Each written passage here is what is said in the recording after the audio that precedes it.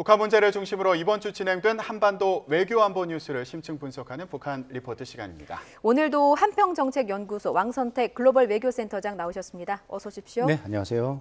네, 자 이번 주에는 북한과 일본의 접촉 가능성에 관심이 모아졌습니다. 지금 어떤 상황입니까? 네, 지난 5월부터 이 문제가 제기가 됐었는데 5월 27일 날 이제 기시다 총리가 북한과의 고위급 협의를 위해서 고위급 협의를 추진하겠다 이런 말을 한 적이 있습니다. 그런데 그 이틀 뒤에 이제 북한이 일본과 두 나라가 만나지 못할 이유가 없다 이런 식의 논평을 내는 거죠. 그러니까 그때부터 북일 간에 뭔가 있구나 이런 생각을 한 거고요. 6월에도 기시다 총리가 이제 비슷한 말을 했는데 조금 더 구체적으로 총리 직할의 고위급 협의를 하는 노력을 하겠다 이렇게 말을 했고 며칠 전에는 이제 일본의 납북 피해자 가족이 있죠. 납북 피해자 가족들을 면담을 하는 이벤트를 했습니다. 그 이벤트를 하면서 그 납북 피해자 가족들이 총리에게 건의서를 올립니다. 북일 정상회담을 해서 납북 피해자 문제를 빨리 해결해달라. 거기에 대해서 이제 기시다 총리 열심히 노력하겠다. 이제 이런 이제 스토리가 나오고 있으니까 북일 간에 뭔가 있겠구나 이런 생각을 하는데 우리 한국 언론에서 북한과 일본 간에 이미 실무 접촉이 두 차례 중국과 싱가포르에서 이루어진 것으로 알려졌다. 이렇게 이제 기사를 쓴 거죠. 이제 이런 상황이라서 일본 정부가 이 부분에 대해서는 뭐 부인한 걸로 되어 있는데 전체적으로 봐서는 북한과 일본 간에는 접촉이 진행되고 있다. 이렇게 믿어지는 상황입니다.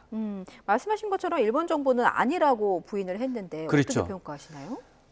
이제 이런 어떤 뭐 비공개 어떤 움직임에 대해서 언론 보도가 났을 때 정부 당국자들이 하는 말이 있습니다. 근데 부인할 때 조심해야 될 게 있습니다. 전체를 다 부인할 때가 있고 그 중에 어떤 부분만 부인할 때가 있는데 그냥 사실이 아니다라고 말했을 때 전체 부정인지 부분 부정인지는 명확하지 않습니다.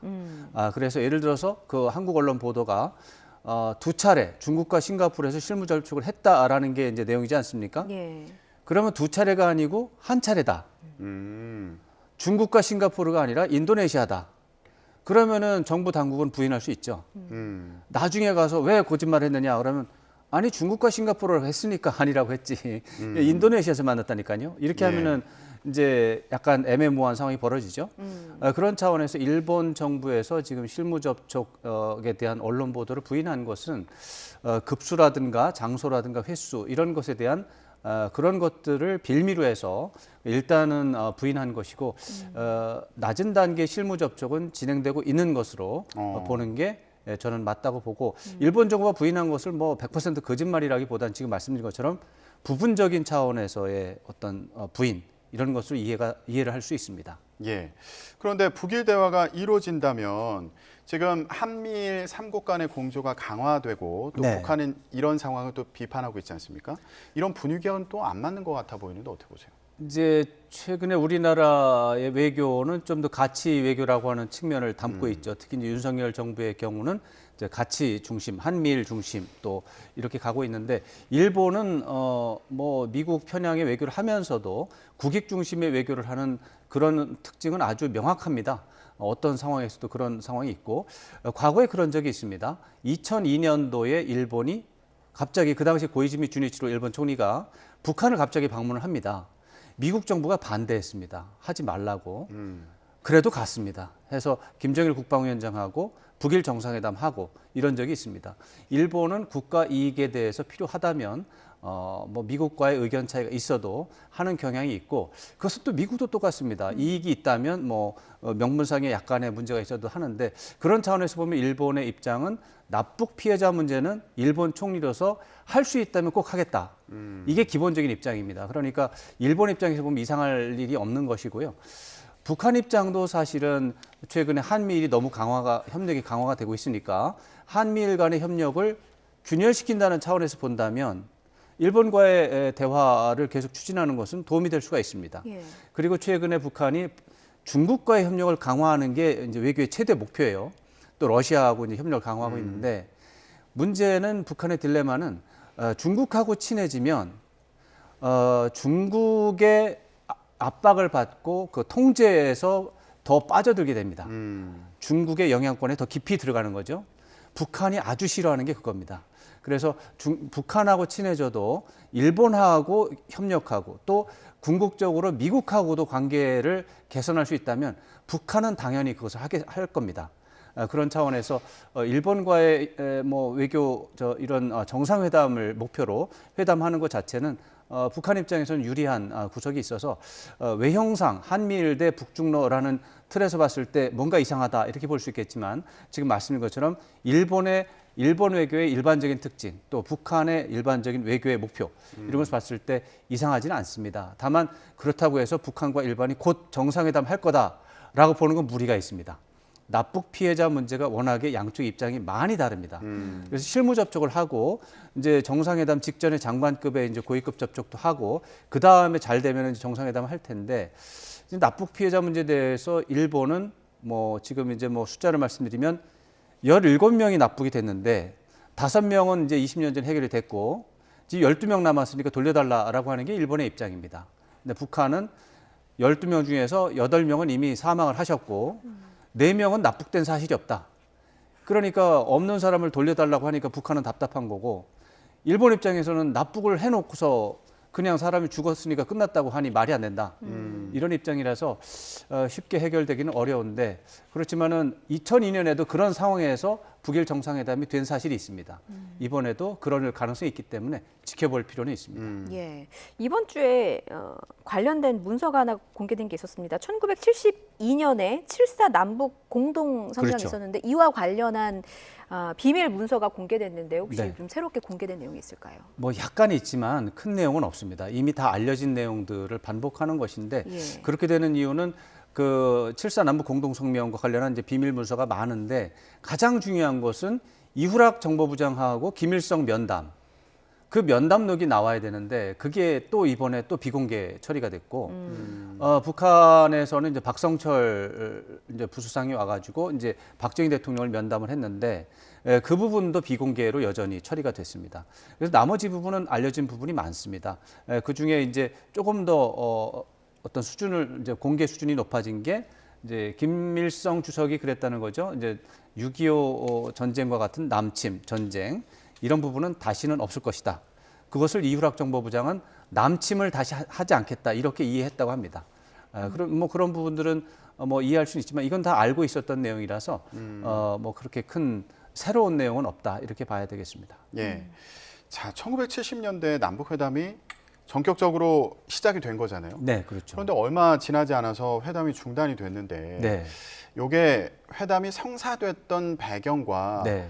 근데 또 이렇게 돌연 중단된 배경이 뭐가 있는지 이것도 좀 돌아봤으면 좋겠습니다. 그렇습니다. 이제 남북 간의 대화가 어떤 때 이루어지는지, 어떤 때 부서지는지 중요한 사례가 되기 때문에 다시 한번 돌아볼 필요가 있는데 국제 정세입니다. 한마디로 말해서 국제 정세 때문에 남과 북이 생각지도 않게 대화를 했다가 예. 외부의 환경 때문에 대화를 하다 보니까 대화 의지가 없는 상태에서 대화가 시작이 된 거죠. 대화를 해보다 보니까 도움이 안 되니까 이제 부신 거죠.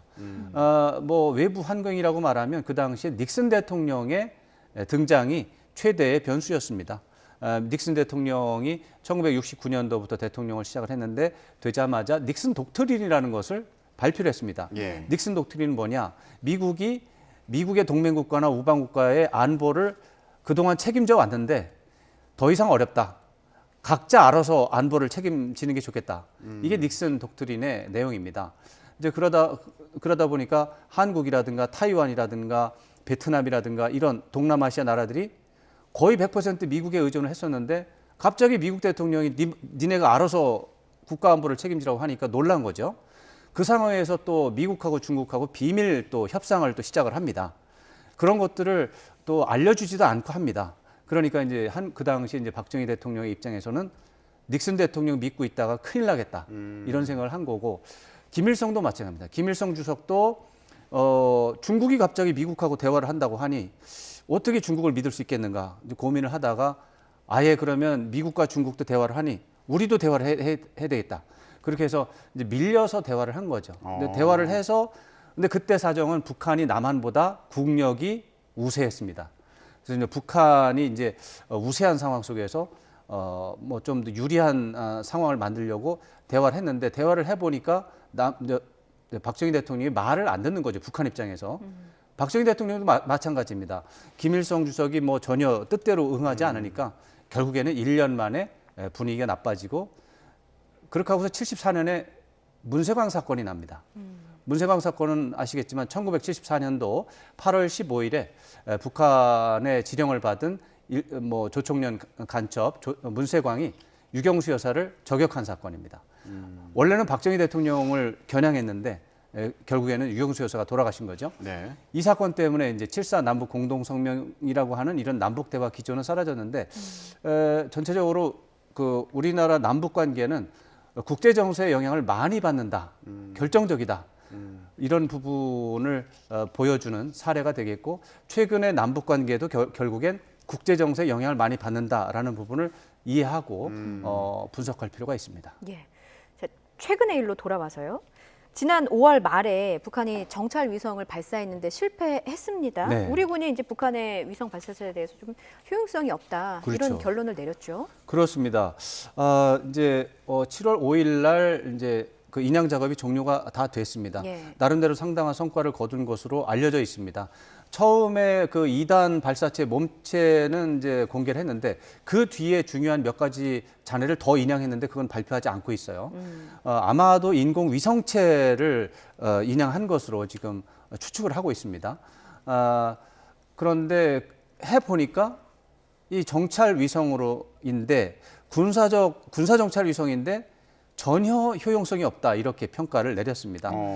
여기서 이제 효용성이 없다고 했으면은 그냥 넘어갈 문제인데 전혀라는 말이 붙어서 과연 이게 무슨 의미인가 이제 생각을 해보는 계기가 됐습니다.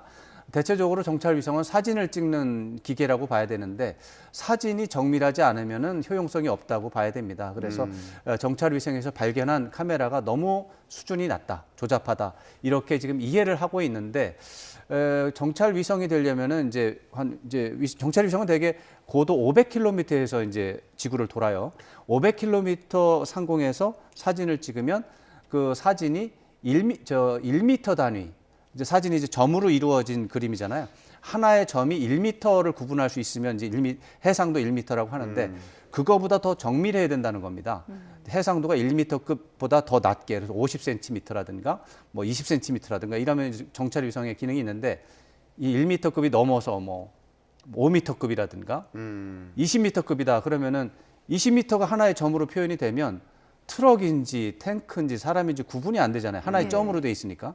근데 해상도가 50cm나 20cm면 이거는 사람도 큰지 작은지 남자인지 여자인지 구분할 수 있는 거죠. 예. 그러면 이제 효용성이 있는 거죠. 그래서 아마 그 카메라 해상도가 굉장히 낮은 거구나 이렇게 해석은 할 수가 있는데 여기서 이제 다른 전문가 분들은 전혀라는 말을 굳이 넣을 필요가 있는가 이런 생각을 이제 이의를 제기를 하셨는데 저도 우리 합참에서 이런 거를 할 때는 그런 불필요한 단어는 좀 빼고 하는 게 좋지 않았을까 이런 생각이 듭니다. 혹시 개선될 뭐 여지도 있기 때문에 그렇게 말씀하시는 건가요? 이제 북한이 지금까지 정찰 위성이 없었잖아요. 정찰 위성이 없었는데 20m 단위로 해상도 20m급으로 해도 북한한테는 도움이 될 수가 있다라는 거죠. 효용성이라는 말이 아주 효용성이 높은 수준의 효용성과 낮은 수준의 효용성이 있는데 북한이 원하는 목표가 낮은 수준이라면 그 효용성이 있는 거죠. 북한이 뭐 사람인가 뭐 동물인가를 따지는 정도의 정밀성을 요구한다면 그러면 효용성이 없겠지만 뭐 100m급 건물이나 뭐 이런 것들은 구분할 수 있잖아요. 근데 그런 것들에 대해서는 효용성이 있다고도 볼 수 있는데 뭐하러 그것을 전혀라는 말을 넣어서 불필요한 어떤 논란을 일으키는가 이런 문제 제기였는데 저도 그 부분에 대해서는 이렇게 너무 자극적인 표현이나 구체적인 표현보다는 그냥 일반적인 표현이 좋을 것이다 이런 생각을 합니다. 또 혹시라도 우리에게 위협이 될 수 있는 상황도 있는 만큼 더 긴장감을 갖고 견제해야 된다 이런 말씀으로도 이해가 됩니다. 자, 북한 내부 상황도 좀 얘기해 보겠습니다. 7월 5일에 내각 전원회의를 열었다고 하는데 눈에 띄는 부분이 있습니까?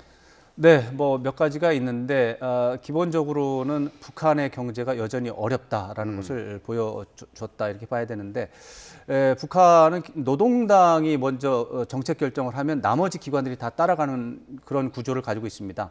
6월에 제8차 제8기 제8차 노동당 전원회의가 열렸습니다. 거기에서 이제 과제를 제시를 했는데 그거에 따라서 이제 뭐 내각기관도 회의를 하고 뭐 다른 국가기관 다 지방단체들이 전부 다 전원회의 결정을 관철하기 위해서 노력하겠다라는 충성의 이제 이런 행사를 하죠. 근데 과도한 겁니다, 사실은. 필요 이상의 정치 행사라고 볼 수 있는데 거기에서 나오는 어떤 의제라고 하는 것들을 보면 이것이 농업 생산력을 증대시키는데 계속해서 방점이 찍혀 있습니다. 오히려 몇 년 전에는 공업 발전이라든가 상업 발전 이런 부분들에 대해서 관심이 있었는데 그런 부분이 현저히 빠져 있어요. 지금 식량 생산에 더 많은 무게가 쏠려 있습니다. 경제 상황이 그만큼 나쁘다는 겁니다. 예를 들어서 한국의 경우는 우리의 경우는 뭐 국가 정책 목표 달성을 위한 회의를 한다면 4차 산업혁명과 관련해서 각 부문별로 어떻게 진행되게 있고 그 세계적으로 이제 각 부문별로 5위 이내, 3위 이내로 진출하기 위해서 또 공급망을 어떻게 해서 어떻게 할 것인가 이런 것들을 회의를 하잖아요. 식량 문제는 얘기 안 하잖아요. 식량 문제 얘기 안 하는 건 해결이 됐기 때문인 거죠. 문제가 되지 않으니까 안 하는 거죠. 근데 북한에서는 지난 몇 년 동안 계속해서 가장 중요한 의제가 식량 문제입니다. 식량 문제가 해결이 안 되기 때문에 다른 것도 해결이 안 되는 거죠. 그런 차원에서 북한의 경제 상황이 어렵다라는 것은 다시 한번 확인할 수 있고 조금 아까 말씀드렸지만 과도한 정치 행사입니다. 이게 노동당 전원회에서 결정을 했다고 해서 뭐 내각 회의도 이제 확대 회의라고 해가지고 사람들 많이 모아서 회의를 해요. 이렇게 보여주기식 이제 회의를 왜 하는가라고 이제 의문을 제기해 보면 노동당 전원회의에서 국가 과업을 제시한 사람이 김정은 위원장이라는 거죠. 예. 김정은 위원장이 제시한 이런 목표, 과제를 국가적으로 다 충성을 다해서 이제 관철하기 위해서 노력하고 있다. 이런 것을 김정은 위원장한테 보여주기 위한 행사인 겁니다. 이 얘기는 김정은 위원장이 대체로 심기가 불안한 상황이다.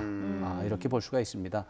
특히 이제 정찰위성 실패와 관련해서 심기가 매우 불편할 것으로 예상이 되고 경제정책, 국가 경제발전 5개년 계획이 지금 3년 차인데도 여전히 식량 문제가 최대 의제라고 되어 있는 이런 상황에 대해서 김정은 위원장이 매우 실망하고 있고 굉장히 위축된 상황이다라는 것을 보여주는 차원에서 의미를 나름대로 부여할 수가 있겠습니다. 예, 김정은 위원장이 금수산 태양궁전을 참배했습니다. 네네. 이게 할아버지인 김일성 사마 29주기를 맞아서 시신이 안치된 곳이잖아요. 이 행보도 어떤 의미가 있다고 보세요? 네, 지금 방금 말씀드린 부분과 연관시켜서 생각할 수 있습니다. 예. 아까 제가 말씀드릴 때는 김정은 위원장의 심기가 불편한 상황이고 어떻게 보면 좀 위축된 상황이다 이렇게 말씀을 드렸는데 그렇다고 해서 최악의 상황은 아니다라는 것을 보여주는 겁니다.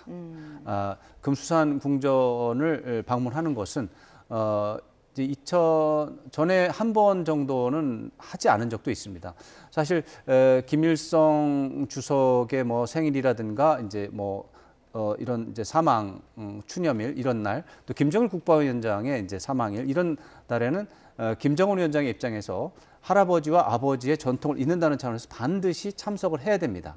참석을 하는 게 기본입니다. 예. 참석을 하지 않았을 때는 권력의 정당성, 북한 주민들로부터 충성을 받아내는 권력의 정당성의 그 시스템 자체가 무너질 수가 있습니다. 그런데 그동안에 참석을 안 한 적이 있습니다. 2018년을 제외하고 이제 사망일에는 그렇고 또 뭐 4월 15일 날에는 2020년에도 그런 적이 있었고요. 이렇게 되면 이제 주변에서 문제가 많은 거죠. 근데 이번에는 정상적으로 참석을 했습니다.